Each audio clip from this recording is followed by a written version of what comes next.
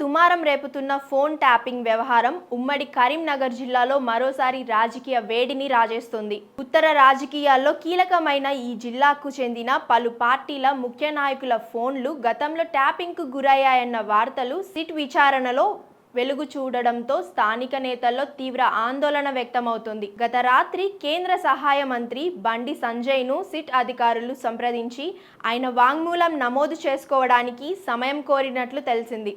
ఇదే క్రమంలో ఉదయం కరీంనగర్ లోక్సభ నియోజకవర్గం బీజేపీ ఇన్ఛార్జ్ ప్రవీణ్ రావుకు కూడా సిట్ అధికారులు ఫోన్ చేసి ఆయన ఫోన్ గతంలో ట్యాపింగ్కు గురైందని, ఈ విషయంపై విచారణకు హాజరై వివరాలు అందించాలని కోరడం ప్రాధాన్యం సంతరించుకుంది. బండి సంజయ్కు అత్యంత సన్నిహితుడిగా పేరున్న ప్రవీణ్ రావు చాలా కాలంగా పార్టీ రాజకీయ వ్యవహారాల్లో చురుగ్గా పాల్గొంటున్నారు.